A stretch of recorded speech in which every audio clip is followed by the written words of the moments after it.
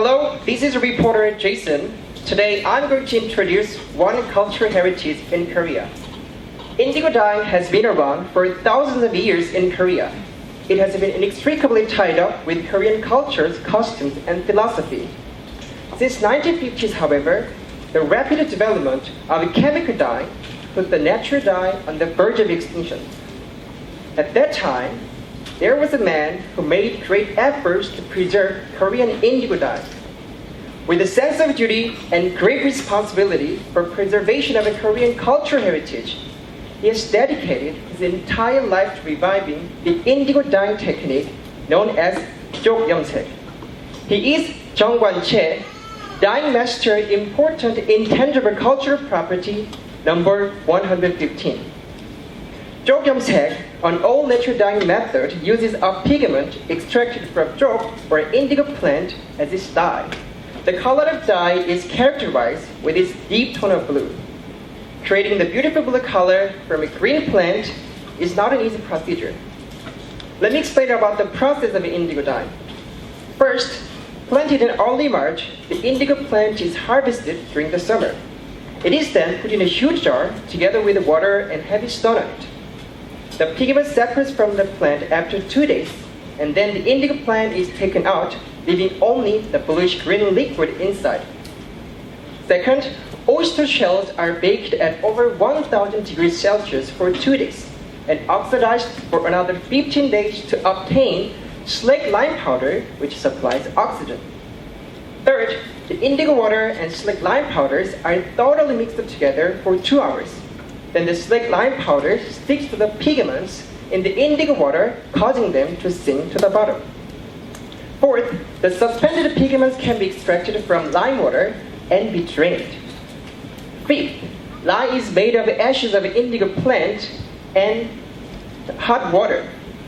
Then drained pigments are blended with lye. Sixth, kept in a warm place, the mixture is stirred 2 or 3 times a day. After being fermented for about 15 days, eventually, gonmul, or the indigo dye, comes into being. Seventh, a piece of fabric is soaked in the dye and dried in the sunlight. Finally, it is washed in the stream, then the whole process of indigo dyeing comes to an end. From now on, our next reporter named Haley is going to have an interview with Jung Kwan-chae in the city of Naju, South Jeolla Province. Hello, Mr. Jung. Could you introduce yourself? Hello, my name is Jung Kwan-chae, the master of indigo dyeing in Korea, also known as Intangible Cultural Asset number 115. Thank you for accepting our suggestion. Let me ask you a few questions. What made you reproduce the indigo dyeing technique? I believe the color indigo, like the color of the sky and of the deep sea, has an emotional element that touches our hearts and that lives in the spirit and soul of the Korean people. That is the reason why I made up my mind to keep the traditional indigo dyeing technique in Korea. It's really impressive. Then let me wrap up the interview with the last question. What is your ultimate goal or dream as a master of indigo dyeing? I hope to further develop and modernize Korea's indigo dyeing, and in turn, help the modernized dyeing method to take root. And I also wish to hand this meaningful cultural asset down to the next generation.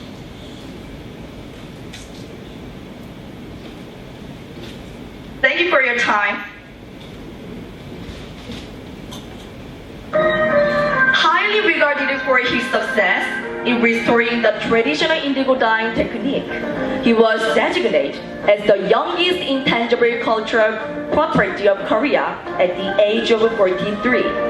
Even today, with continued dedication, Master Jung Kwan-chae captured the color of the blue sky and the deep sea in the traditional indigo dye.